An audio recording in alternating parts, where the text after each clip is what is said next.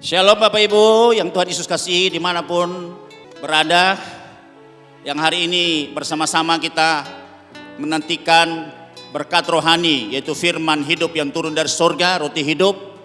Harapan kami Bapak Ibu dalam keadaan ini diberkati, baik-baik, sehat-sehat keadaannya, dalam keadaan yang penuh dengan sukacita, damai sejahtera, karena kita terlalu percaya bahwa Tuhan yang kita sembah adalah Tuhan yang penuh dengan damai sejahtera, yang akan menguduskan kita seluruhnya, baik roh kita, baik tubuh kita, baik jiwa kita, sehingga tidak bercacat sampai Tuhan Yesus datang pada kali yang kedua.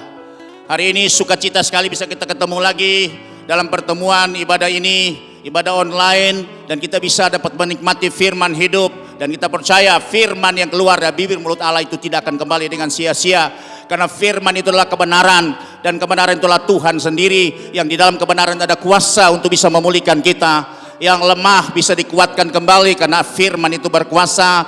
Yang sakit juga bisa disembuhkan karena ketika Tuhan menyampaikan firman-Nya, maka kesembuhan itu terjadi, dan Tuhan mengangkat dari liang kubur kita, dari debu tanah, untuk menjadi menikmati kehidupan. Dan kami percaya yang datang dengan beban berat bisa pulang dengan kelegaan yang daripada Tuhan. Yang datang dengan persoalan masalah, pergumulan, pasti akan dilepaskan oleh Tuhan, sehingga kita akan bersorak-sorai seperti anak lembu lepas kandang.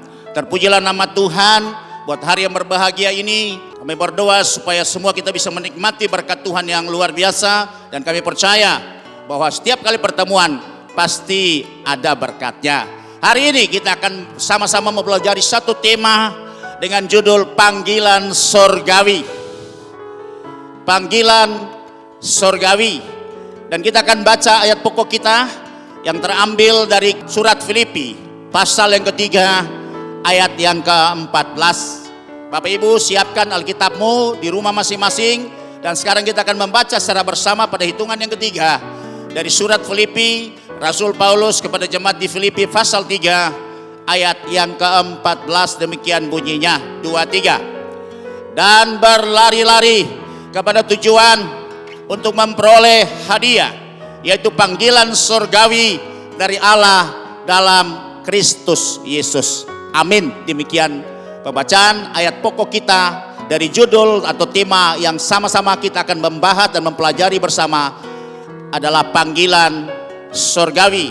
Dalam terjemahan LITV dia katakan the high calling of the God in Christ Jesus.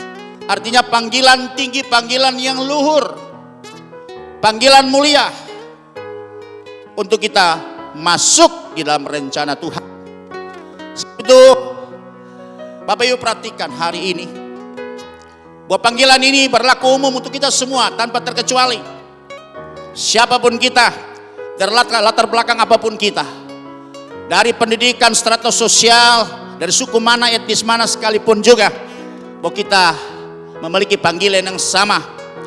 Dan panggilan ini jelas di dalamnya ada tujuannya Tuhan untuk memanggil kita semua. Dan ini adalah cara Tuhan untuk membawa kita masuk dalam rencananya, untuk menikmati apa? Kemuliaannya, supaya kita juga bisa dipermuliakan bersama-sama dengan Dia ketika Dia datang pada kali yang kedua. Inilah tujuan, salah satu tujuan panggilan mulia ini, panggilan luhur ini, yaitu panggilan surgawi.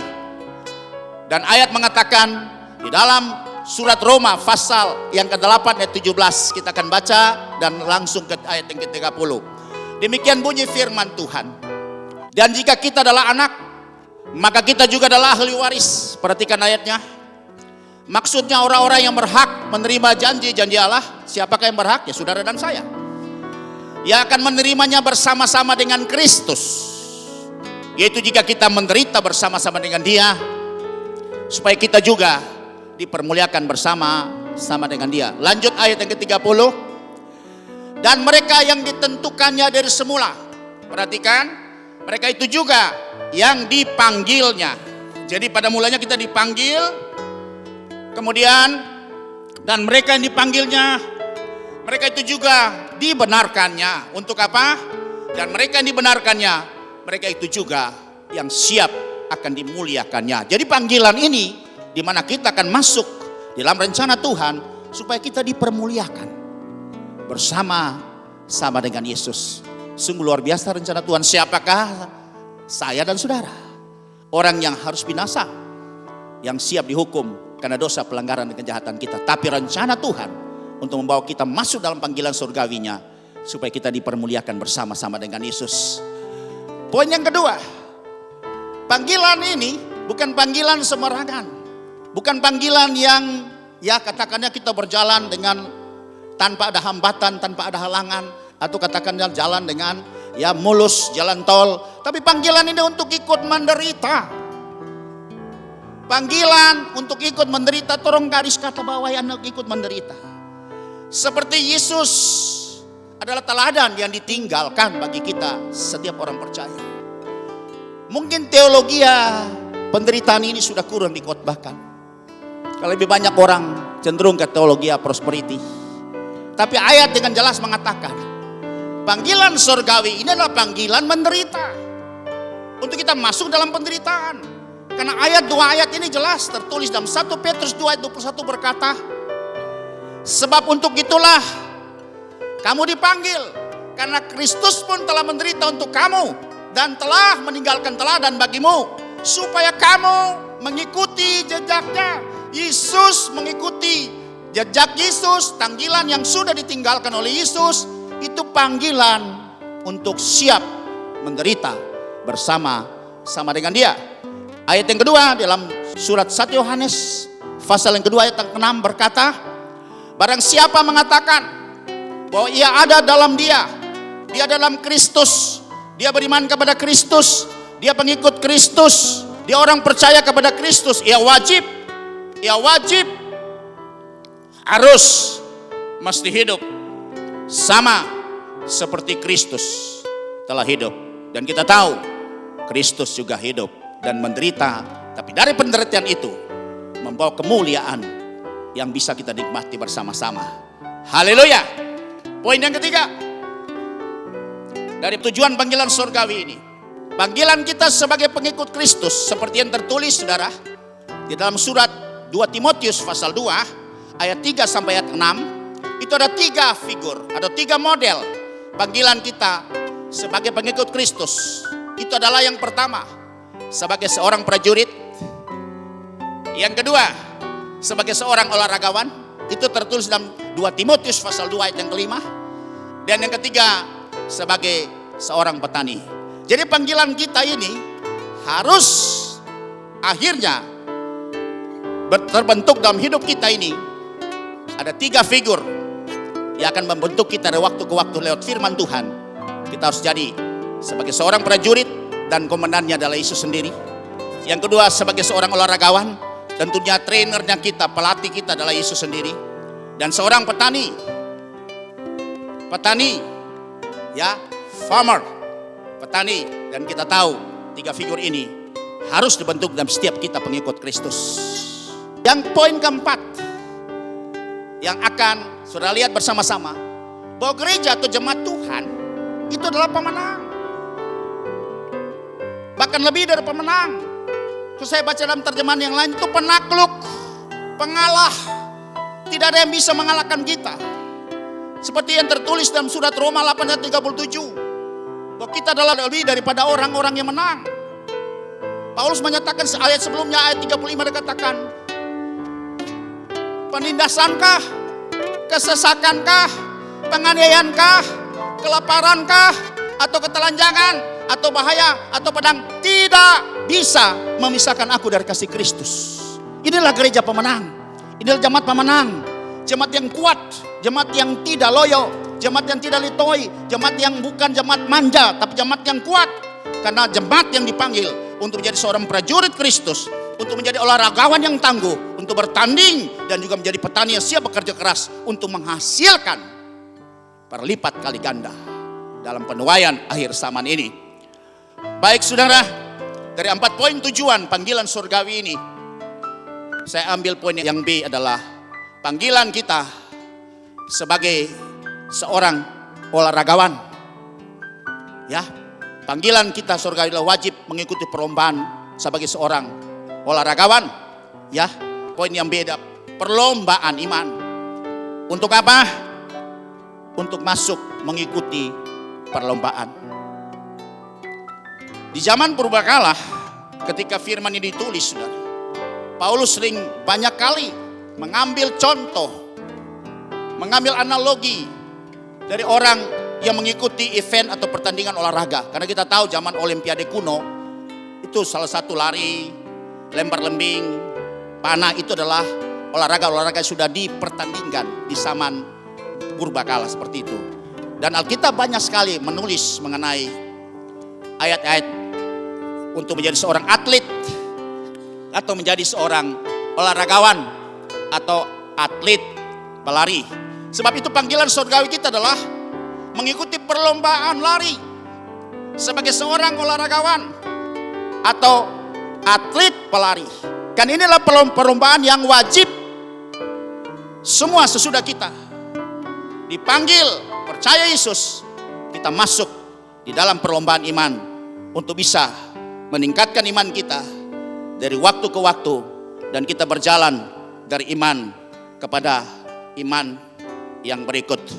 Sebab itu saudara, kalau kita tahu bahwa panggilan surgawi kita adalah untuk menjadi seorang atlet pelari atau olahragawan, maka hari ini yang kita angkat berarti dia akan mengikuti perlombaan lari. Dan kita tahu event dari perlombaan lari itu ada 3 etape. Ya, ada 3 etape yang harus dilaluinya oleh para atlet pelari. Yang pertama saudara, yang pertama itu adalah dia harus ada pada garis awal atau starting line. Seorang pelari pasti dia ada ya di garis awal ketika panitia penyelenggara atau IO-nya sudah menentukan nanti pada sekian ini untuk lari, ya misalnya berapa, 10.000 kilometer, 10.000 meter, atau juga lari sprintnya 100 atau 200 meter. Maka semua akan diatur. Ada 3 tempat yang harus mereka lalui. Yang pertama adalah garis awal atau garis start atau starting line. Yang kedua kita tahu adalah lintasan pertandingan atau race track. Dan yang ketiga kita tahu adalah garis akhir atau finish line. Perhatikan hari ini bahwa kita dipanggil sebagai seorang olahragawan atau menjadi atlet pelari. Maka siap semua kita akan masuk di dalam tahapan ini, yaitu 3 etape. Yang pertama adalah garis awal atau starting line. Nah, untuk orang yang berlayak untuk ikut bertanding tidak berlaku untuk semua orang, kecuali mereka yang sudah percaya kepada Yesus. Seperti saudara perhatikan ayat Yohanes 3 ayat 16. Mereka yang sudah percaya kepada Yesus, dan dia akan diberi hak untuk siap dilatih untuk masuk dalam ajang pertandingan lari ini. Demikian bunyi ayatnya yang sudah kita kenal. Setiap kali dibacakan ayat ini pada hari perayaan Natal. Karena begitu besar kasih Allah akan dunia ini, sehingga ia telah mengaruniakan anak yang tunggal, supaya setiap orang yang percaya kepadanya tidak binasa, melainkan beroleh hidup yang kekal. Jadi pertama saudara, untuk bisa layak ada pada garis start, untuk bisa mengikuti pertandingan event seperti ini, itu yang pertama kita harus percaya kepada Yesus. Percaya kepada Yesus, kemudian bertobat dan dibaptis. Ini adalah persyaratan pertama untuk kita bisa layak, berhak mengikuti perlombaan iman atau panggilan surgawi ini. Ya, kita ada di garis awal atau garis start ini atau dalam kelayakan untuk mengikuti pertandingan. Perhatikan, itu percaya, bertobat dan dibaptis. Ada pengajaran lain bilang dia percaya tanpa dia baptis juga boleh. Kalau saya lihat tidak. Saya pelajari tidak. Sebab ayat dengan jelas di Markus 16 ayat 16. Siapa yang percaya dan dibaptis akan diselamatkan, tetapi siapa yang tidak percaya akan dihukum.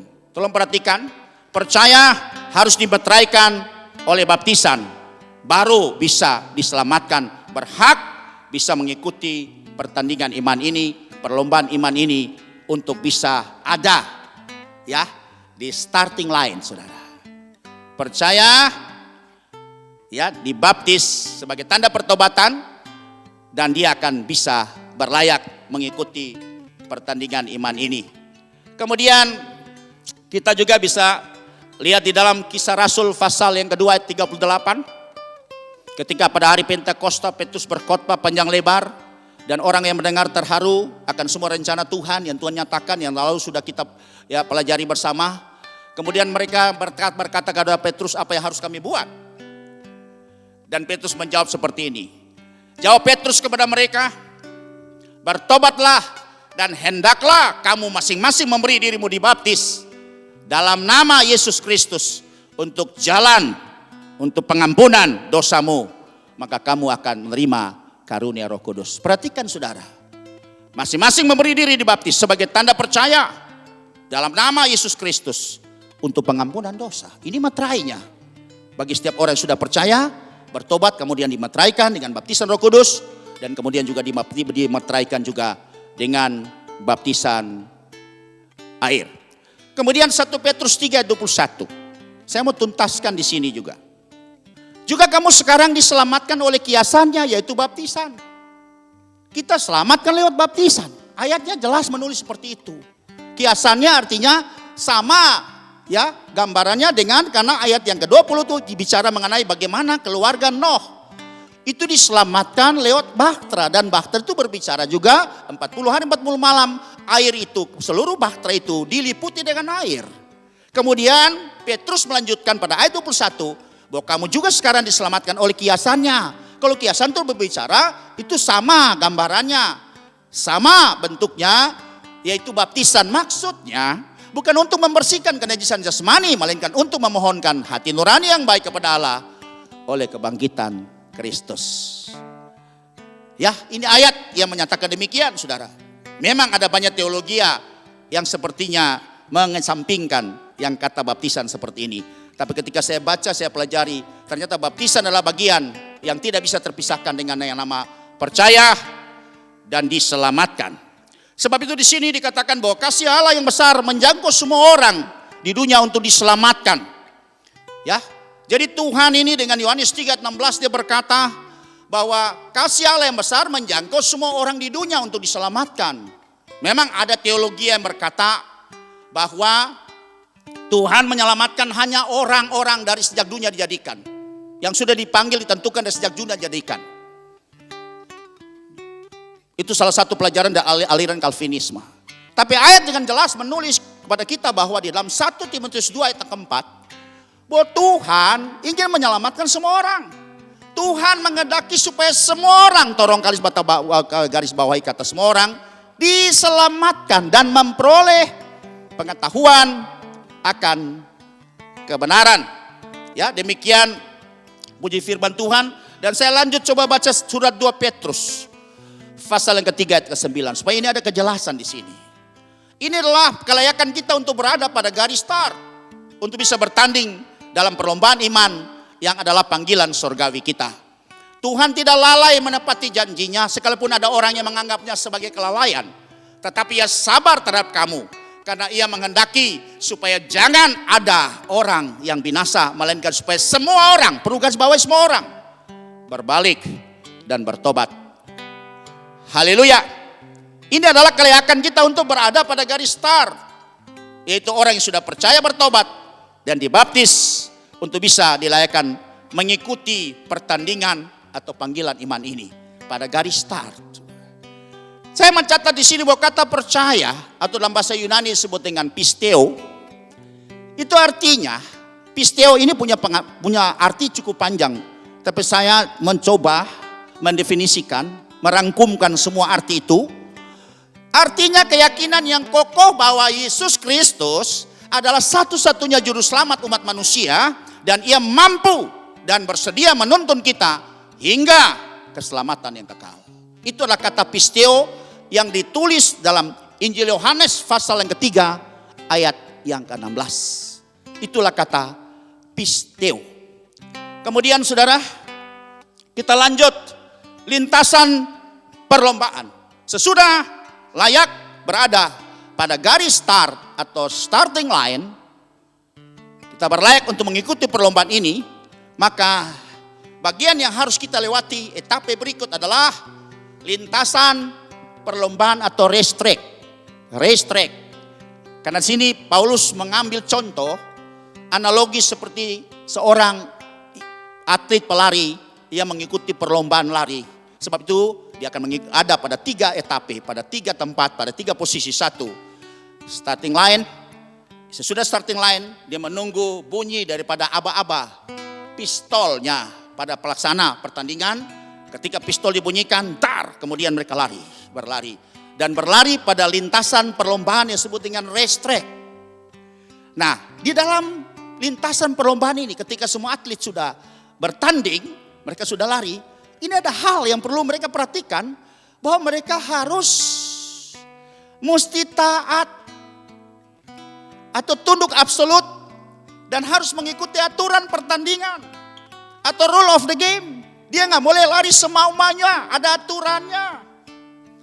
Kadang-kadang orang ketika dihitung 1, 2 sebelum pistolnya dibunyikan, ada orang sudah curi start, maka dia kemudian pistolnya dibunyikan 2 kali, tanda bahwa pertandingan ini batal dan kemudian diulangi lagi.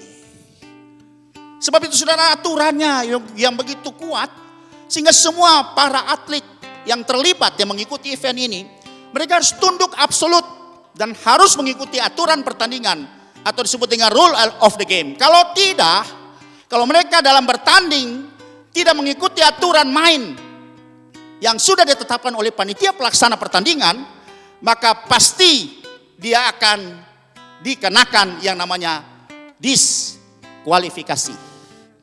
Diskualifikasi atau dia dibatalkan. Dia tidak bisa lagi ikut pertandingan. Dia dihentikan pada saat itu dan bisa dia diberhentikan dan dia bisa dicoret atau di write off dari pertandingan itu. Dan saudara perhatikan di sini bahwa kita mulai pada garis starting line itu dengan Yohanes 3 ayat yang ke-16 tadi. Itu percaya. Tapi sesudah kita lewat kata percaya ini, kita akan masuk pada lintasan perlombaan atau race track ini. Kita harus ada pada ayat Yohanes 3 ayat 36. Yohanes 3:36 artinya percaya yang sudah disertai dengan ketaatan dengan apa yang kita percayai. Sebab itu kita akan baca bersama-sama dalam Yohanes pasal 3:36.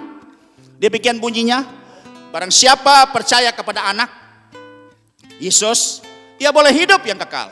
Ia beroleh hidup yang kekal. Tetapi barang siapa tidak taat kepada anak, tolong perhatikan ada kata taat. Ia tidak akan melihat hidup, melainkan murka Allah tetap ada di atasnya. Jadi artinya saudara, perjalanan ini saudara, dari proses ini, percaya itu berproses saudara. Kita percaya Yesus, kita percaya bahwa dia sanggup akan membawa kita kepada keselamatan yang kekal. Tapi percaya itu harus disertai dengan yang namanya ketaatan. Kalau kita analogikan dengan pertandingan yang seperti ini, perlombaan ini, pasti kita akan lihat semua atlet yang ikut bertanding, dia harus taat, harus tunduk mengikuti semua aturan main yang sudah ditetapkan oleh panitia pelaksana. Pada Olimpiade waktu yang lalu, saya ingat, saya sudah lupa Olimpiade yang keberapa, itu pelaksanaannya di Beijing, Cina. Waktu jalan cepat, saudara, 10.000 meter atau 10 kilometer.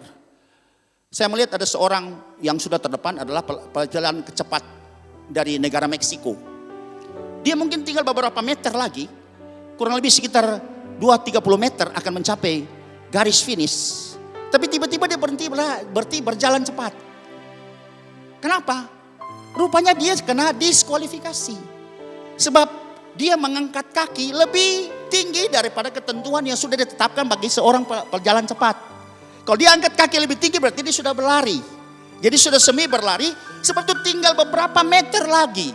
Dia akan mencapai garis akhir dan dia yang paling terdepan, dia akan menjadi juara pertama Tapi dia diberhentikan oleh panitia pelaksana, dia kena diskualifikasi karena dia melakukan hal-hal yang bertentangan dengan aturan main atau peraturan pertandingan atau rule of the game. Sebab itu saudara perhatikan, di sini kita bisa tahu setiap pelari dia berlari dari garis awal mengikuti lintasan pertandingan, walaupun beberapa meter lagi akan masuk pada garis akhir atau garis finish.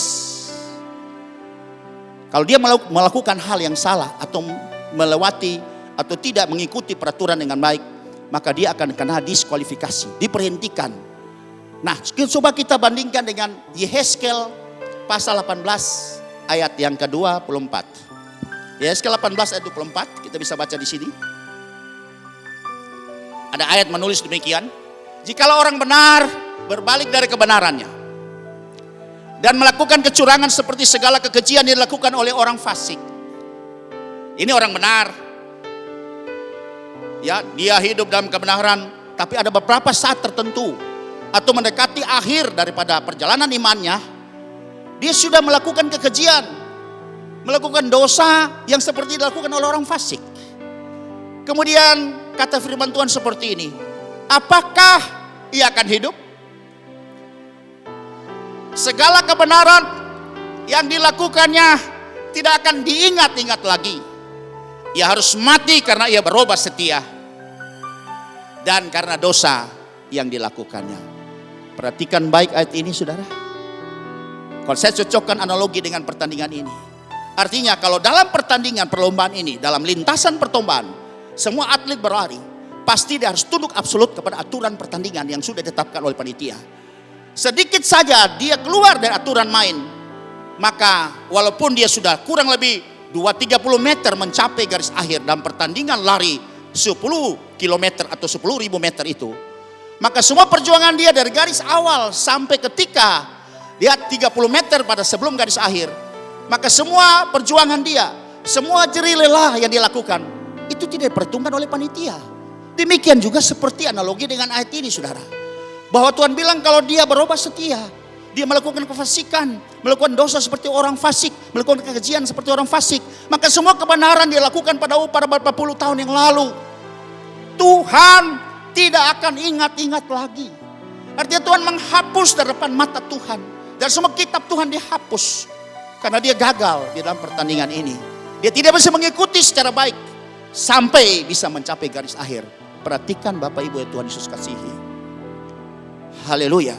Di pelajaran ini kita bisa mengikuti bersama-sama hari ini. Sebab itu bukan Yohanes 3:16 yang menentukan saudara. Ini proses, sebab keselamatan itu berproses. Kita memang mulai ada di garis start lewat Yohanes 3:16. Percaya, bertobat dan dibaptis. Kemudian kita masuk mengikuti semua perintah-perintah Tuhan, semua hukum-hukum Tuhan. Maka di sini saudara, kata ketaatan dalam bahasa Yunani banyak artinya, tapi saya coba simpulkan.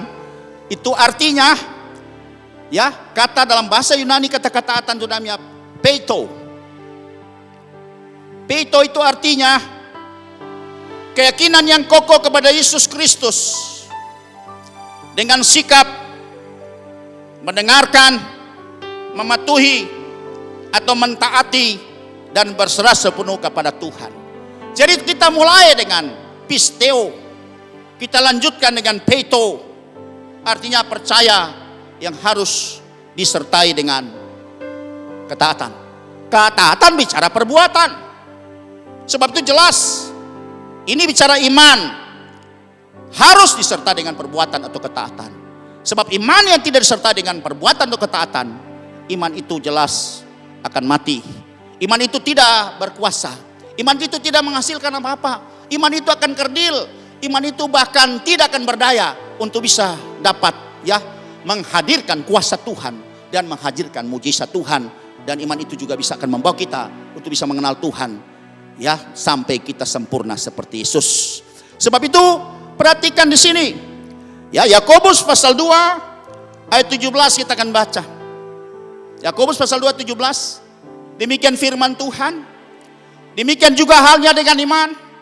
Jika iman itu tidak disertai dengan perbuatan, maka iman itu pada hakikatnya adalah mati. Jadi percaya, sesudah kita percaya, kita masuk lintasan pertandingan, race track itu yang harus kita perhatikan adalah ketaatan kepada semua perintah-perintah Tuhan. Kita berlomba harus tunduk absolut kepada peraturan atau rule of the game yang dibuat oleh panitia pelaksana pertandingan atau dibuat oleh Yesus Kristus. Sebab itu saudara perhatikan di sini. Sudah berkata bahwa iman harus disertai dengan perbuatan. Maka kata taat pada Yohanes 3 ayat yang ke-36 tadi melengkapi Yohanes 3 ayat yang ke-16 tadi. Tolong perhatikan saudara. Kita tidak pakai satu ayat, tapi kita akan berkembang terus. Maksud dalam pertandingan iman untuk kita terus mulai belajar mentaati semua perintah-perintah dan ketetapan Tuhan. Kita harus sertai perbuatan. Makanya saudara, di dalam Yakobus pasal yang kedua, kita lihat ayat 19. Demikian bunyi firman Tuhan. Engkau percaya bahwa hanya ada satu Allah saja itu baik. Perhatikan ayatnya. Tapi setan-setan pun juga percayakan hal itu dan mereka gemetar. Kalau bilang percaya, setan percaya. Dia tahu Yesus itu anak Allah yang maha tinggi. Selama Tuhan hadir 3,5 tahun di muka bumi ini melayani pelayanan Bapaknya, setan tidak pernah mendiskreditkan Yesus. Selalu ketika Yesus datang, ketika dia merasuk orang, dia ketakutan sekali. Mau bikin apa Yesus anak Allah yang maha tinggi dengan saya? Dia takut sekali saudara. Kan dia persis, dia percaya sebab dia adalah penghuni sorga sebelum dia diusir. Waktu mereka melakukan pemberontakan di sorga, mereka diusir keluar dan dicampakkan ke bumi. Dan sorga dia sangat paham sekali, dia penghuni sorga. Dan berapa lama mereka tinggal di sorga sebelum mereka dicampakkan ke bumi, saya tidak tahu. Karena tidak ada ayat yang menyatakan berapa lama durasi mereka ada di sana. Tapi yang pasti setan itu adalah bekas penghuni sorga, mantan penghuni sorga. Sehingga dia kenal siapa Yesus. Dia percaya Yesus anak Allah. Dia percaya Yesus adalah Tuhan. Dia percaya Yesus adalah juru selamat. Pertanyaannya, kenapa dia tidak selamat? Kalau kita cuma pegang Yohanes 3 ayat yang ke-16. Karena yang pasti setan percaya tapi tidak disertai dengan ketaatan akan firman. Bahkan dia sering memutarbalikkan firman. Bikin antitesa. Tuhan bilang jangan, dia bilang boleh saja. Coba-coba bisa. Hati-hati saudara dengan sikap orang Kristen. Saya tidak menghakimi saudara, tapi hari ini biar firman ini yang menghakimi saudara dimanapun. Sepanjang suara ini bisa terdengar, sepanjang telinga bisa mendengar perkataan firman ini. Setan percaya, tapi tidak diselamatkan. Karena setan percaya tanpa ketaatan akan firman Tuhan. Sebab itu mari saudara, kita menjadi orang percaya yang juga taat. Berlomba dalam perlombaan iman kita harus absolut taat kepada semua ketaatan, perintah-perintah dan ketetapan Tuhan. Banyak orang berkata kita selamatkan bukan perbuatan. Ada perbedaannya saudara. Mari tolong lihat, kita bandingkan dengan Roma. Surat Roma pasal 3 ayat 27 sampai 28. Karena kita melihat doktrin keselamatan yang paling menonjol dalam kitab Perjanjian Baru itu adalah semua doktrin yang ditulis oleh Rasul Paulus. Dalam surat Roma 3:27 ini sebagai bahan pembanding. Kenapa percaya harus disertai dengan perbuatan? Karena percaya iman itu tidak boleh berdiri sendiri. Iman tanpa perbuatan mati. Tapi iman itu harus dihidupkan oleh perbuatan-perbuatan karena iman itu. Jika demikian apakah dasarnya untuk bermegah? Tidak ada. Berdasarkan apa? Berdasarkan perbuatan tidak. Nah tadi saudara lihat, perhatikan. Melainkan berdasarkan iman. Saya ulangi lagi ayat ini. Supaya saudara jangan salah kaprah. Mari kita belajar baik-baik, buka hati. Saya juga belajar terus untuk bisa dapat menyampaikan kebenaran yang sesungguhnya. Jika demikian apakah dasarnya untuk bermegah? Tidak ada. Berdasarkan apa? Berdasarkan perbuatan tidak. Melainkan berdasarkan iman. Nah saudara lihat tadi. Dalam ayat Yakobus pasal 2 ayat 17 bahwa iman itu harus disertai dengan perbuatan. Tapi dibilang tidak. Iman. Jawabannya ada pada ayat 28 dan Roma 3. Karena kami yakin bahwa manusia dibenarkan karena iman kepada Yesus Kristus dan bukan karena perbuatan ia melakukan hukum Taurat, saudara. Jadi jelas di sini persoalan ayat ini menulis bukan dibenarkan karena melakukan hukum Taurat, tapi karena beriman kepada Kristus dan melakukan hukum Kristus. Dulu perjanjian lama orang Israel harus taat melakukan hukum Taurat. Sebab kalau mereka tidak taat melakukan hukum Taurat satu saja, maka semua yang dibuat itu jadi gugur. Sebab itu mereka tidak bisa berhasil melakukan taat absolut kepada hukum Taurat. Makanya Yesus datang membayar semua itu. Dan kita beriman kepada Yesus. Sehingga kita tidak lagi melakukan hukum Taurat seperti yang dilakukan oleh orang-orang sebelum Yesus. Ini yang Paulus bilang. Keselamatan bukan karena melakukan hukum Taurat, tapi keselamatan adalah beriman kepada Yesus. Sesudah kita beriman kepada Yesus, kita mengikuti perlombaan iman itu, kita harus taat kepada hukum yang mana? Ada hukum yang baru, namanya hukum Kristus, the law of Christ. The law of Christ. Ada hukum Kristus. Hukum Taurat sudah tidak berlaku lagi, tapi kita masuk pada hukum yang baru, yaitu hukum Kristus. Mari kita bisa lihat di dalam 1 Korintus pasal yang ke-9 ayat 21. Itu ditulis dengan jelas kepada hukum Kristus. Haleluya. Bagi orang-orang yang tidak hidup di bawah hukum Taurat, aku menjadi seperti orang yang tidak hidup di bawah hukum Taurat, sekalipun aku tidak hidup di luar hukum Allah. Karena aku hidup di bawah hukum Kristus. Garis bawahi hukum Kristus. Kita tidak hidup lagi di bawah hukum Taurat. Taurat telah masa lalu. Sejak Yesus mati, maka Taurat sudah digenapi, ditutup kembali, dan kita mulai dibuka dengan perjanjian baru. Dan perjanjian baru itu tunduk di bawah hukum Kristus. Supaya aku dapat memenangkan mereka yang tidak hidup di bawah hukum Taurat. Galatia pasal 6 ayat 2 lebih meneguhkan lagi hukum Kristus. Demikian bunyi firman Tuhan. Bertolong-tolonglah menanggung bebanmu.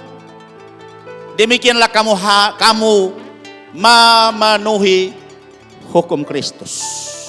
Sudah 2 ayat dengan jelas bahwa kita orang perjanjian baru bukan tunduk kepada Taurat, tetapi harus tunduk taat di dalam menyelesaikan pertandingan iman kita ini. Kita harus tunduk kepada hukum Kristus. Dan hukum Kristus itu lebih kuat dari hukum Taurat. Saya kasih contoh. Kalau hukum Taurat membunuh, jangan membunuh. Tapi kalau ada yang membunuh, itu artinya sudah ada korban pembunuhan. Ada satu orang sudah mati karena pembunuhan. Nah, itu baru dihukum berdasarkan hukum Taurat. Tapi kalau hukum Kristus, barang siapa membenci saudaranya, dia adalah pembunuh manusia. Belum dibunuh, baru dibenci, sudah dikategorikan pembunuh manusia. Kalau hukum Taurat yang namanya jangan engkau berzina. Kalau berzina artinya sudah bersetubuh atau sudah kontak fisik, itu baru dikategorikan dengan perzinahan.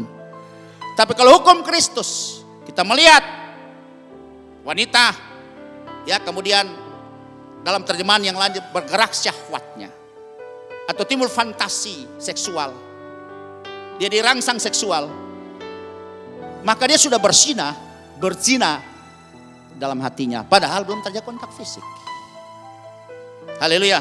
Ini adalah contoh kecil bahwa itu beda antara hukum Taurat dengan hukum Kristus. Sebab itu kita orang perjanjian baru, sekali lagi saya ulangi, saya tegaskan di sini, kita tidak lagi melakukan Taurat, karena Taurat sudah disegenapi oleh Yesus Kristus, sudah selesai, dan darahnya menebus kita, dan darahnya juga adalah meterai perjanjian baru untuk membuka hukum yang baru, itu yang namanya hukum Kristus atau the law of Christ. Akibat ketidaktaatan hukum Kristus nasibnya seperti apa? Kita bisa baca ayat yang terkenal dalam Matius 7 ayat 21 sampai 23. Ini akibat ketidaktaatan, saudara. Ya, akibat ketidaktaatan maka akan terjadi hal yang seperti ini. Akibat ketidaktaatan, saudara. Bukan setiap orang yang berseru-seru Tuhan, Tuhan, Tuhan yang akan masuk dalam kerajaan sorga. Melainkan dia yang melakukan, tolong garis bawahi kata melakukan kehendak Bapakku yang di sorga. Taat melakukan kehendak Bapa. Inilah aturan pertandingan yang harus kita kerjakan, yang harus kita lakukan. Pada keadaan di mana kita sekarang lagi berlomba iman untuk mencapai tujuan akhir, garis akhir, finish line, yaitu keselamatan dan hidup kekal. Karena Yesus telah menanti dengan mahkota kemuliaan yang akan disiapkan kepada semua orang yang sampai pada garis akhir, melakukan kehendak Bapa. Ayat 22, keras sekali, saudara. Pada hari terakhir banyak orang akan berseru kepadaku, Tuhan, Tuhan, bukankah kami berbuat demi namamu dan mengusir setan-setan demi namamu dan mengadakan banyak mujizat demi namamu? Apa jawab Tuhan, saudara? Ayat 23 dikatakan, pada waktu itulah aku akan berterus terang kepada mereka dan berkata, aku tidak pernah mengenal kamu. Jauhlah daripadaku sekalian, kamu sekalian membuat kejahatan. Tuhan usir kayak binatang. Karena betapa marahnya Tuhan atas semua orang-orang yang sudah ditebus, yang sudah mendapat kasih karunia, yang sudah mendapat kepercayaan, tapi mereka gunakan ini untuk dirinya sendiri, untuk kelompoknya sendiri, dan tidak menyelesaikan, tidak mentaati apa yang menjadi kehendak Tuhan. Mari, sudah lihat pada surat Roma yang sama, saya senang angkat surat Roma pasal yang kedua. Ini ayat jelas sekali, surat Roma pasal yang kedua. Kita perlu banyak ayat supaya kita mendukung kebenaran ini. Demikian bunyinya surat Roma pasal 2 ayat ke-6. Mulai kita akan baca. Ia akan membalas setiap orang menurut apa? Perbuatannya. Jadi bukan iman lagi. Iman yang sudah disertai dengan perbuatan iman itu. Ini surat yang sama. Yang ditulis orang-orang yang sama. Rasul yang sama itu. Rasul Paulus kepada jemaat di Roma. Ayat 7. Yaitu hidup kekal kepada mereka yang dengan tekun berbuat baik. Ada kata perbuatan. Mencari kemuliaan, kehormatan, dan ketidakbinasaan. Haleluya. Sudah bisa bilang amin. Ayat 8. Tetapi murka dan geram kepada mereka yang mencari kepentingan sendiri. Yang tidak taat, perlu garis kata bahwa tidak taat kepada kebenaran. Iman tanpa ketaatan kepada kebenaran, melainkan taat kepada kelaliman, dan binasalah mereka. Ada kata taat, perhatikan ada kata taat. Haleluya, haleluya, haleluya. Mari kita baca dalam surat Ibrani pasal 4 ayat yang ke-6. Ini ayat yang berikutnya lagi yang menegaskan kepada kita. Di sini dinubuatkan lewat surat Ibrani ini satu tempat perhentian. Dan ini bukan untuk orang Israel. Israel sudah masuk di tanah Kanaan. Tapi ini untuk kita adalah Israel pembaharuan nanti. Karena ayat ini jelas sebelum ayat-ayat selanjutnya setelah ditulis dengan jelas. Bahwa itu bukan terjadi bagi bangsa Israel. Tapi terjadi buat kita orang-orang perjanjian baru. Dan dalam surat Ibrani pasal 4 ayat ke-6 berbunyi demikian. Jadi sudah jelas bahwa ada sejumlah orang akan masuk ke tempat perhentian itu. Bukan semua orang, sejumlah orang. Sedangkan mereka yang kepadanya lebih dahulu diberitakan kabar kesukaan itu tidak masuk karena ketidaktaatan mereka. Haleluya. Israel gagal masuk tanah Kanaan. Mereka keluar kurang lebih 3,5 juta orang. Karena pasukan yang berlari, berjalan kaki itu 600.000. Ya. Jadi bisa dikali kurang lebih 3,5 juta orang. Tapi asli yang keluar tanah perbudakan Mesir, cuma 2 orang yang berhasil masuk tanah Kanaan. Sedangkan pemimpin tertinggi mereka Musa pun gagal masuk tanah Kanaan. Karena ketidaktaatan juga. 2 orang yang masuk, yang asli keluar dari tanah perbudakan Mesir, cuma Yosua bin Nun dan Kaleb bin Yefunah. Yang selalu belajar taat dan mempercayai Tuhan. Tapi semua generasi yang keluar dari tanah perbudakan Mesir semua mati di padang belantara karena ketidaktaatan itu. Generasi yang masuk tanah Kanaan, tanah perjanjian, tempat perhentian itu adalah generasi yang usia 20 tahun ke bawah. Plus Yosua dan Kaleb. Luar biasa saudara. Karena ketidaktaatan saudara. Panggilan sama. Masuk dalam perlombaan iman mereka di padang gurun. Mereka gagal untuk bisa percaya dan taat kepada Tuhan. Haleluya. Sebab itu hari ini saudara, pada lintasan perlombaan, setiap orang yang bertanding, setiap atlet yang bertanding, itu sudah wajib, mutlak harus mengikuti aturan pertandingan yang sudah diisyaratkan oleh panitia pelaksana. Demikian kita juga. Sebagai pelari-pelari, sebagai atlet yang berlomba, itu analoginya yang Paulus sampaikan. Untuk mencapai panggilan surgawi kita harus menjadi seorang atlet pelari olahragawan. Berlari pada lintasan pertandingan. Jaga ketaatan. Konsistensi terus dengan ketaatan. Maka pasti kita akan berhasil sampai masuk pada garis akhir. Haleluya. Puji Tuhan saudara. Mari kita akan lihat ayat-ayat selanjutnya mengenai aturan pertandingan yang banyak sekali ditulis oleh Paulus sendiri kepada Timotius anak didiknya, juga kepada orang-orang Filipi. Aturan pertandingan atau rule of the game. Bertanding menurut peraturan-peraturan olahraga. Kita bisa lihat 2 Timotius pasal yang kedua ayat yang kelima. Kita akan baca sama-sama. Seorang olahragawan hanya dapat memperoleh mahkota sebagai juara apabila ia bertanding menurut peraturan olahraga. Dia nggak boleh bikin aturan sendiri. Kita yang sekarang nih bertanding, wajib dalam pertandingan iman kita harus mengikuti aturan-aturan main yang sudah ditetapkan oleh panitia pelaksana pertandingan, yaitu adalah sorga sendiri. Sehingga kita tidak bisa pakai aturan kita sendiri. Kalau kita mau tidak kena diskualifikasi atau dikeluarkan dari perlombaan. Haleluya. Ayatnya jelas saudara, berhubungan dengan hari ini. Tema yang kita angkat, yang bersama-sama kita pelajari. Yang berikut, dia katakan tetap kerjakan keselamatanmu dengan takut dan gentar. Kita bisa lihat lagi dalam Filipi pasal yang kedua, ayat yang ke-12. Hai saudara-saudaraku yang kekasih, kamu senantiasa taat, kata taat.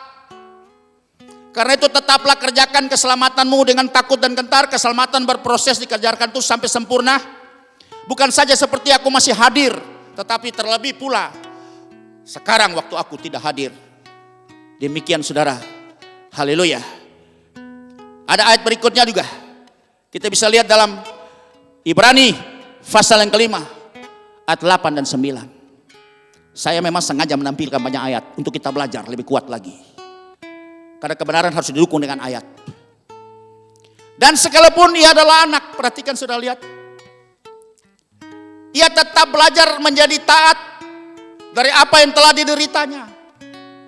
Tuhan Yesus datang meninggalkan surga dalam rangka salah satu adalah supaya menunjukkan bagaimana kita harus belajar ketaatan.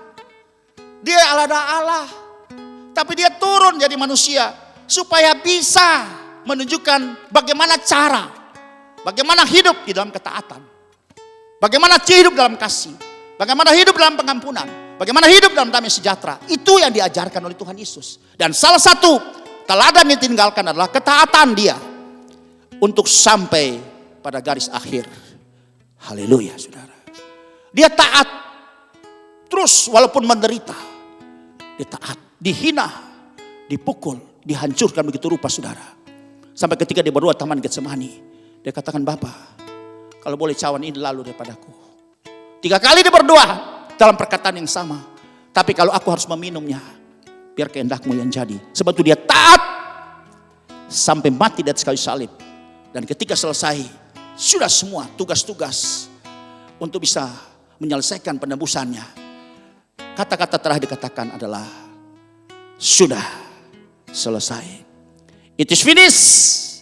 Dan terjemahan yang lain katakan, sudah genap. Dalam bahasa Yunani dikatakan, tetelestai. Artinya, sudah selesai. Haleluya. Artinya, dia taat sampai akhirnya dan dia bisa menang. Sebab itu hari ini saudara, ada dua hal sering yang perlu kita tahu. Janji Tuhan dan ketaatan. Ya, janji dan ketaatan. Kalau berbicara terhadap janji Tuhan, sudah pakai iman aja percaya deh. Tuhan yang berjanji, dia tidak ingkar janji. Dia bukan manusia. Dia berjanji dan dia pasti akan menepatinya. Dia bukan manusia, dia tidak pendusta saudara. Apa yang difirmankan pasti digenapi. Semua janji Tuhan itu pasti saudara yang berjanji. Tuhan yang punya kemampuan dan tanpa batas. Dia berjanji. Banyak orang cuma kejar janjinya. Janji kita menunggu dengan iman. Tapi pasti kadang-kadang memang kita anggap terlambat. Tidak terlambat, tidak cepat, tapi tepat pada waktunya. Percaya bilang amin. Kalau janji Tuhan itu tepat pada waktu Tuhan, bukan waktu kita saudara. Seperti orang kalau mengumbar banyak janji. Janji Tuhan tuh kita akan jadi kepala bukan ekor, janji. Bahwa kita hidup akan diberkati, memberi akan diberkati, itu janji. Bahwa Tuhan datang untuk bisa membuat kita hidup dalam segala kelimpahan, itu janji. Dan Tuhan berkata kalau kita memperhatikan segala perintah-perintah Tuhan, maka damai sejahtera-Mu akan seperti sungai yang tidak pernah kering. Kemudian kebahagiaan-Mu akan seperti gelombang-gelombang air laut yang tidak pernah berhenti. Itu janji Tuhan. Dan pasti Tuhan akan genapi. Ya, banyak janji lagi yang lain saudara. Tapi hari ini saudara, janji itu tidak terlepas yang namanya ketaatan. Ketaatan inilah yang perlu kita perhatikan. Ketaatan ini, ya, ketaatan itu kita mengikuti tunduk kepada kehendak Tuhan. Mengikuti tunduk kepada kehendak Tuhan. Dan kita tahu kalau kita tunduk kepada kehendak Tuhan, pasti berkorban. Ketaatan itu pasti disertai pengorbanan. Sebab itu orang tidak tahan untuk hidup terus dalam ketaatan. Karena ketaatan pasti ada bayar harganya. Harus disertai dengan pengorbanan atau disebut dengan bayar harga. Contoh saudara, ampuni orang yang menganiaya kita, bahkan berdoa memberkati dia. Berat juga ya saudara untuk melakukan ini. Ketaatan, ini perintah loh. Berkati musuhmu, berat juga saudara. Kalau orang tampar pipi kanan, kasih tinju kiri. Kasih pipi kiri, berat juga saudara. Butuh pengorbanan. Ya, Tuhan bilang setia dalam hal-hal kecil, bayar perpuluhan. Itu ketaatan saudara. Itu ketaatan. Karena kalau kita tidak setia dalam hal-hal yang kecil, tidak mungkin kita bisa setia dalam hal-hal lebih besar. Itu ketaatan. Jangan balas jahat dengan jahat. Ketaatan. Biar orang menghina kita, jangan emosi, jangan tersinggung, ya. Tetap berdoa buat dia. Ini ketaatan. Hendaklah semua istri orang tunduk kepada suami seperti kepada Kristus. Ketaatan. Dan itu bayar harga saudara. Emang lo siapa? Gue mesti tunduk. Tapi firman yang berkata demikian. Hendaklah istri-istri orang tunduk kepada suami dalam segala hal seperti kepada Kristus. Ini firman. Ketaatan. Hendaklah suami mengasihi istrinya sebagaimana Tuhan Yesus mengasihi jemaat. Ini ketaatan. Dan ketaatan butuh bayar harga saudara. Dan ini yang membuat kita kadang-kadang tidak bisa konsisten. Kita pilih-pilih aja yang cocok dengan kita, baru kita mau taat. Tapi mari hari ini saudara, ketaatan menentukan keberhasilan kita. Ketaatan menentukan promosi. Ketaatan menentukan berkat Tuhan. Percaya bilang amin. Haleluya. Bertanding dalam pertandingan iman harus taat. Yang berikut saudara, etapa yang ketiga adalah garis akhir atau finish line. Ya, finish line ini berhasil dalam pengenalan. Itu Yohanes 17 ayat 3. Kita akan baca Injil Yohanes pasal 17 ayat 3. Ini berhasil di dalam pengenalan. Inilah hidup yang kekal itu. Saudara perhatikan. Kita mulai tadi dengan garis star ya, Yohanes pasal 3 ayat 16. Kemudian lanjut dengan Yohanes 3:36, itu lintasan pertandingan. Dan sekarang garis akhir, finish line. Inilah hidup yang kekal itu, yaitu bahwa mereka mengenal Engkau, satu-satunya Allah yang benar, dan mengenal Yesus Kristus yang telah Engkau utus. Jadi saudara lihat, garis akhir, orang yang berhasil masuk sampai garis akhir, berarti dia adalah orang yang sudah bisa dapat memahami Tuhan dan sudah sepenuhnya mengalami Tuhan sendiri. Sehingga dia kenal siapa Allah siapa Tuhan yang disembah itu. Dan dia tidak pernah ragu-ragu lagi untuk menyerahkan semua masa depannya dia kepada Tuhan di atas segala Tuhan. Raja di atas segala raja.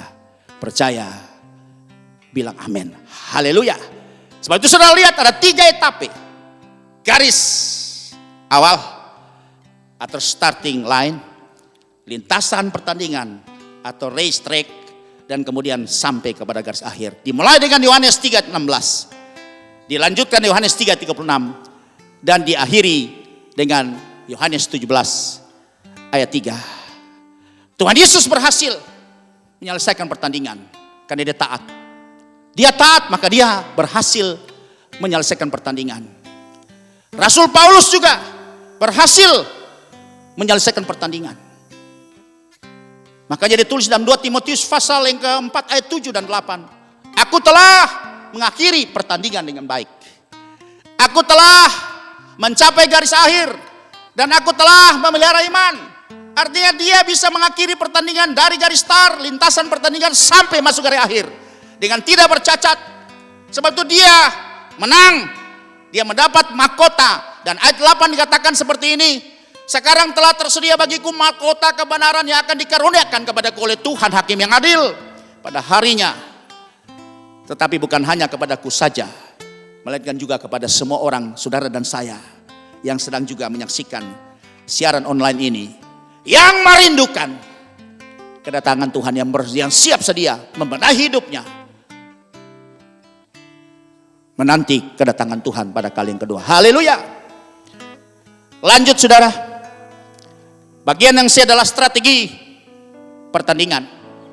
Strategi pertandingan ini itu terambil dari ayat Ibrani 12 ayat 1 dan 2. Ibrani 12 ayat 1 dan 2. Strategi pertandingan. Strategi yang pertama, kita akan baca dalam Ibrani pasal 12 ayat yang pertama. Demikian bunyi firman Tuhan. Karena kita mempunyai banyak saksi, bagaikan awan yang mengelilingi kita, marilah kita menanggalkan semua beban dan dosa yang begitu merintangi kita, dan berlomba dengan tekun dalam perlombaan yang diwajibkan bagi kita. Perhatikan ayat di sini katakan, kita harus menanggalkan semua beban dan dosa yang begitu merintangi kita. Saudara, kalau seorang pelari pasti dia akan pakai kostum atau sepatu yang sangat ringan. Biasanya tuh sepatu lari itu, ya sepatu yang khusus dibuat itu ringan sekali. Kalau kita pegang sepatunya ringan, ambil tidak merasa beratnya. Begitu juga pakaian harus seminimal mungkin supaya itu jangan membebani, sehingga dia akan terkuras staminanya. Maka saudara dilihat di sini, dikatakan bahwa kita satu strategi yang pertama untuk bisa mencapai garis akhir, supaya jangan terkuras stamina kita adalah kita harus menanggalkan semua beban dan dosa. Ya kalau mungkin dosa, kita gampang mengetahui semua yang pelanggaran yang kita buat tidak sesuai dengan kebenaran firman Tuhan itu adalah dosa. Tapi apakah beban itu saudara? Ada dosa, ada beban. Dan dosa itu membebani kita dalam pertandingan iman. Tapi kalau kita tahu dosa itu adalah pelanggaran akan semua kepada perintah Tuhan. Tapi ada satu bagian yang disebut dengan beban. Apakah beban itu saudara? Kalau orang berlari bawa ransel. Wah ini kan lucu, konyol ya saudara. Itu yang saya katakan bahwa semua pelari itu akan meminimalisir semua beban yang akan dia bawa. Tapi di situ Tuhan bilang satu strategi yang membuat banyak orang-orang pengikut Yesus, banyak orang yang bertanding sebagai atlet-atlet ya rohani dalam pertandingan iman ini, mereka tidak berhasil mencapai garis finish karena mereka terkuras tenaganya sebab mereka berlari dengan membawa beban dan dosa. Dosa sudah saya jelaskan tadi, tapi hari ini lebih fokus saya akan bicara mengenai beban. Kenapa Tuhan Yesus berhasil sampai kepada garis akhir? Sampai selesai menyelesaikan pertandingan. Sampai mati di kayu salib dan katakan sudah selesai, itu finish. Karena Tuhan Yesus berhasil mencapai garis akhir karena dia mengosongkan dirinya. Dia datang dengan mengosongkan dirinya, dia tinggalkan popularitas reputasinya di sorga, saudara. Sebetulnya Filipi 2 ayat 6 sampai 8 dikatakan dalam surat Filipi, dia yang walaupun dalam rupa Allah tidak menganggap kesetaraan dengan Allah itu sebagai milik yang harus dipertahankan. Sudah perhatikan, Kalau Tuhan Yesus mempertahankan keserupaannya dengan Allah, penuh kemuliaan, ya penuh kuasa, penuh otoritas, layaklah dia karena memang dia adalah Allah. Tapi saudara dan saya betapa tidak layak untuk mempertahankan itu. Sebetulnya hari ini mari kita kosongkan saudara. Hidup kita kosongkan. Kalau kita mau berhasil untuk mencapai garis akhir, jangan menguras stamina kita. Beban itu kita tinggalkan, kesombongan, kecongkakan, arogansi itu, tinggi hati kita tinggalkan. Karena beban ini paling berat, yang setiap kali menguras stamina dan tenaga kita untuk kita bertanding bisa sampai garis akhir. Dipertahankan, dia kosongkan saudara. Dia harus pertahankan, tapi dia kosongkan. Ayat yang ke-7. Melainkan telah mengosongkan dirinya sendiri dan mengambil rupa seorang hamba dan menjadi sama dengan manusia. Bayangin Allah berinkarnasi jadi manusia, tapi bukan manusia dalam strata sosial yang tinggi. Hamba.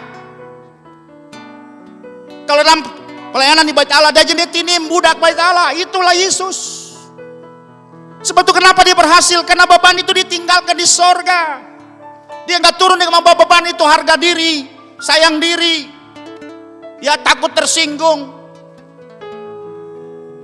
Itu semua ditinggalkan di sorga. Makanya dia kosong, tanpa beban.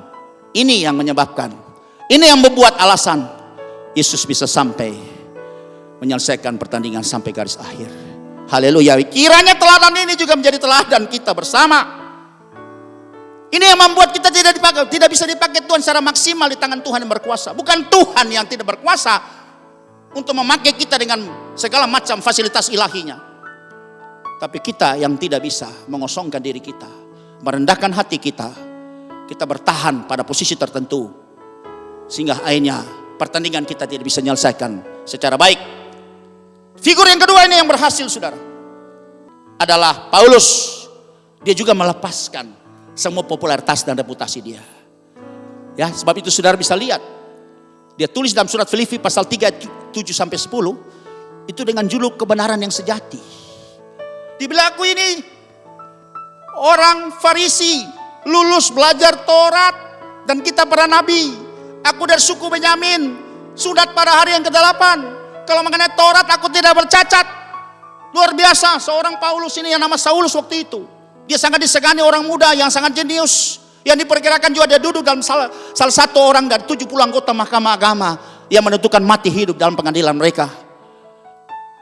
Tapi dia bilang, sejak aku mengenal Kristus dan kuasa kebangkitannya, maka semua degree, semua ya gelar-gelar bukan tidak penting. Yang dulu menjadi kebanggaanku, menjadi popularitasku, reputasiku, aku rasa rugi. Dan semua itu aku anggap sampah ketika aku mengenal Kristus dan kuasa kebangkitannya, karena dia melihat ada teladan yang luar biasa itu. Sebetulnya hari ini saudara, kalau kau mau berhasil dalam pertandingan iman ini, beban itu yang paling berat, sulit sekali, adalah harga diri kita. Harga diri kita itu adalah paling sulit, yang selalu membebani kita, sehingga kita sering ngos-ngosan, habis stamina untuk kita bisa berjuang sampai garis akhir. Haleluya. Banyak orang hebat gagal di sini saudara, karena belajar kerendahan hati ini bukan hal yang sederhana. Haleluya. Haleluya. Untuk bisa mencapai garis akhir. Poin yang kedua, strategi yang kedua adalah melatih penguasaan diri atau self control. Orang yang bertanding dia mesti tahu, dia gak bisa emosi saudara. Kalau dia harus tahu pada ya misalnya 100 meter ini dia harus lari dengan kecepatan berapa, itu kan pasti dilatih, dibina oleh pelatihnya, oleh trainernya. Kemudian ketika hingga berapa lagi meter itu dia harus melakukan lari cepat atau sprint untuk bisa melewati lawannya, sehingga dia bisa bagi stamina. Tapi kalau dia lari pertama yang misalnya 10.000 meter terus dia langsung sprint, pasti dia di tengah-tengah perjalanan lintasan dia sudah ngos-ngosan dan dia tidak bisa berdaya lagi saudara. Sebab itu dia mesti dapat menguasai dirinya. Self control salah satu daripada buah roh adalah penguasaan diri. Mari kita baca 1 Korintus pasal 9 ayat 25 sampai 27. Tiap-tiap orang yang turut mengambil bagian dalam pertandingan menguasai dirinya dalam segala hal, menguasai seluruh diri dalam segala hal. Mereka berbuat demikian untuk memperoleh suatu mahkota yang fana.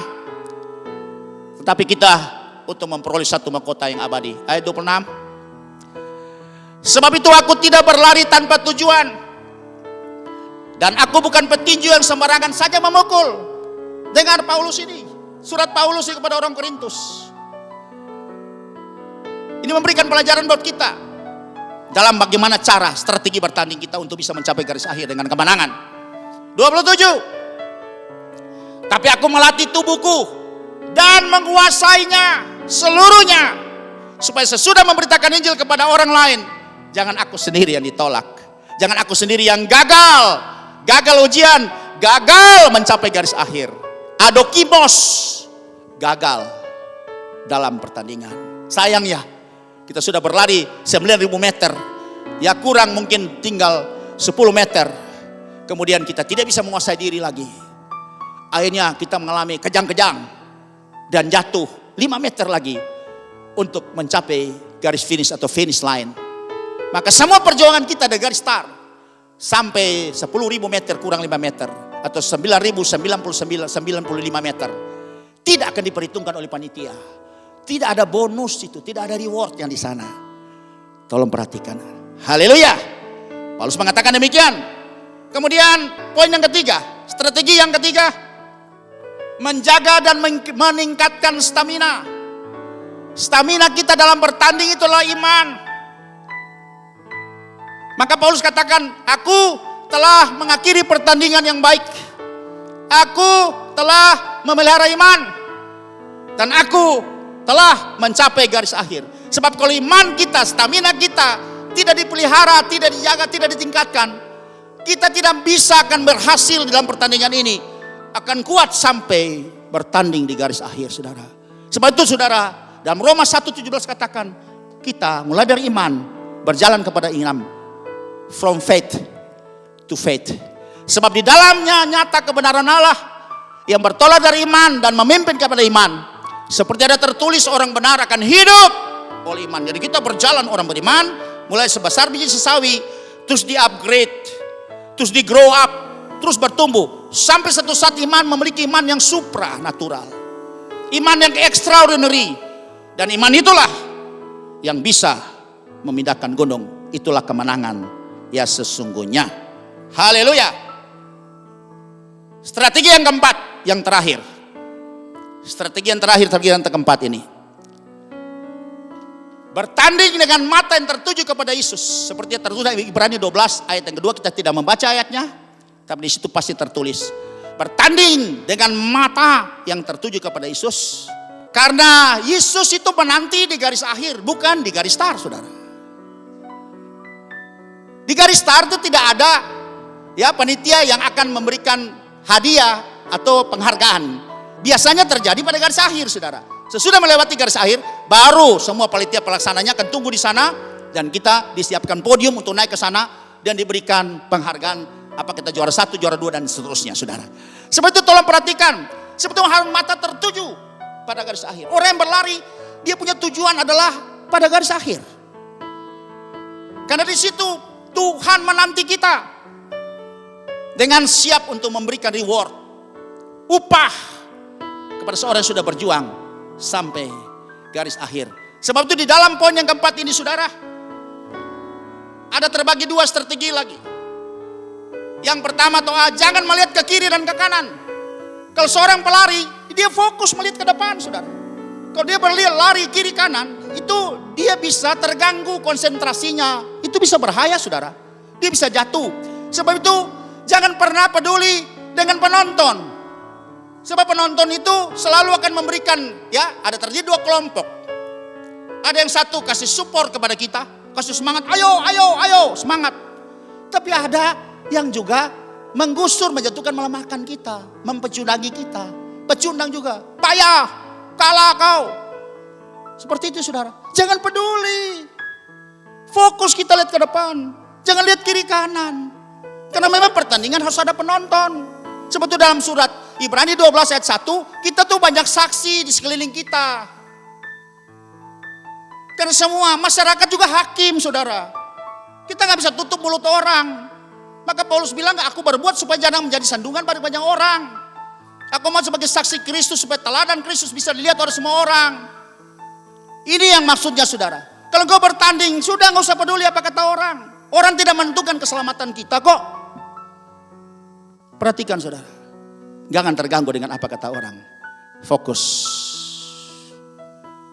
Ada yang bilang, nggak usah peduli apa kata orang. Karena keselamatan tidak lewat pintu rumahnya. Kenapa kita peduli apa kata orang? Terus melemahkan kita, mengganggu konsentrasi kita, mengganggu fokus kita. Fokus sekarang saudara. Jangan gagal fokus. Yesus sana. Mau kata orang apa terserah dia. Itu bukan urusan gue, itu urusannya dia. Bertanding terus, fokus. Melihat tujuan akhir, garis akhir. Supaya itu jangan melemahkan kita saudara. Haleluya. Strategi 4B ini saudara. Jangan lihat ke belakang. Bahaya saudara. Dalam bertanding jangan lihat. Tidak ada pelari yang saya lihat selama seumur-umur saya. Dalam pertandingan baik event sampai ke event dunia, olimpiade. Tidak pernah ada pelari yang dia lari lihat ke belakang. Gak ada. Dia gak ada yang lihat ke belakang. Sebab kalau dia ke belakang pasti dia jatuh. Dan pasti dia gagal mencapai garis akhir. Sebab itu jangan lihat ke belakang saudara. Tinggalkan masa lalu kita. Sekarang hari ini lihat tatap ke depan. Gak usah lihat ke belakang lagi. Paulus itu berkata demikian saudara. Dalam Filipi 3:13 coba Paulus bilang apa?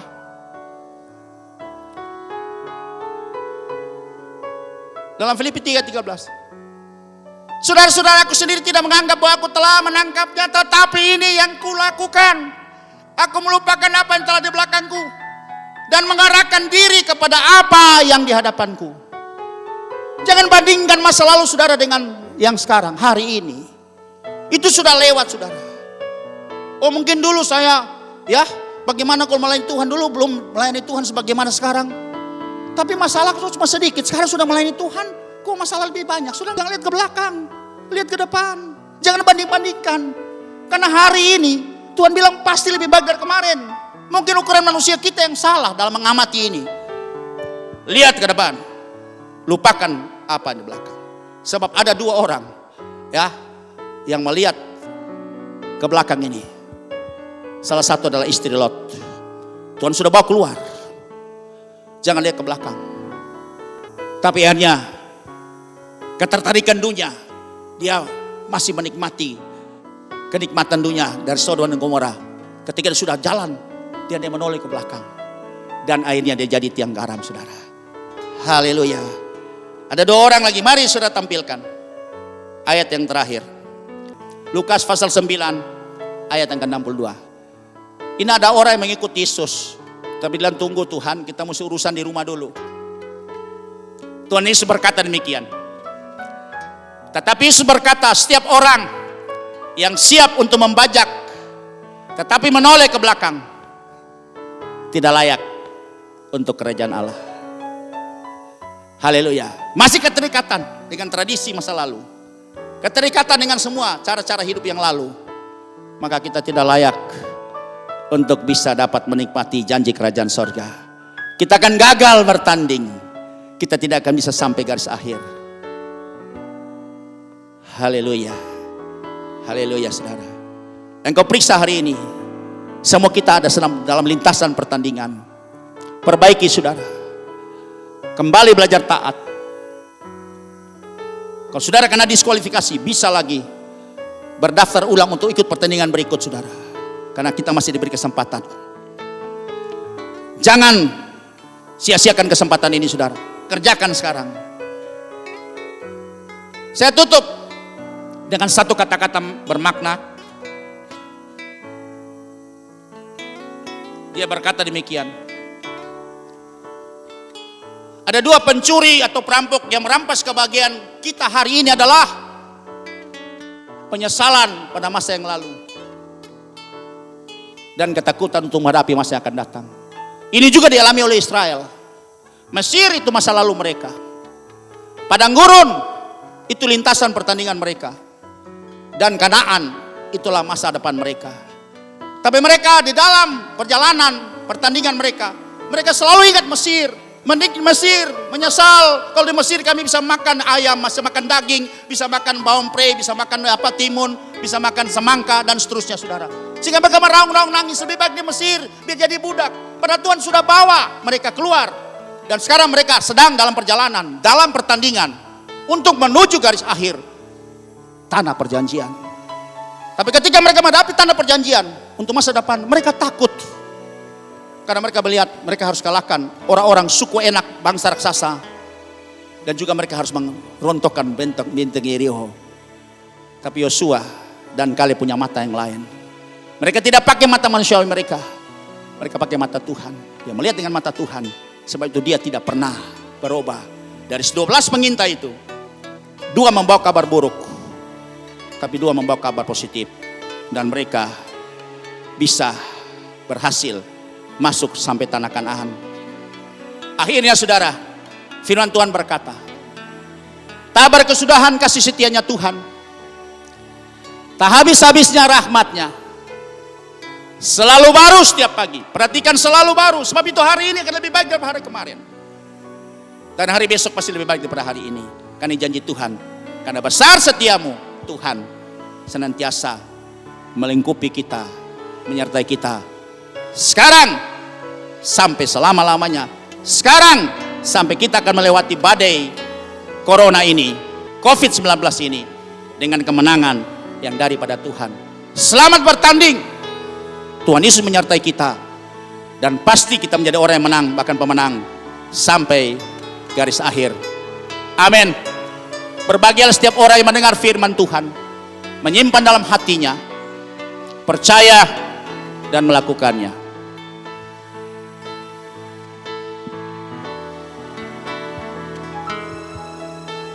Seperti wanita mengurapimu, menangis di bawah kakimu.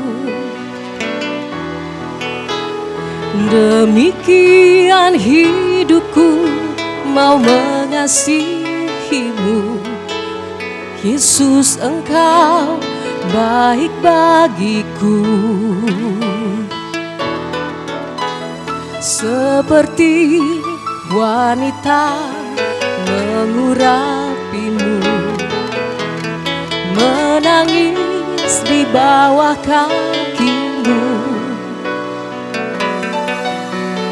Demikian hidupku mau mengasihimu. Yesus, Engkau baik bagiku. Sampai akhir ku menutup mata, ku tetap setia menanti janjimu. Sampai ku dapatkan mahkota kehidupanku, ku tetap setia untuk melayanimu. Terus bertahan kita.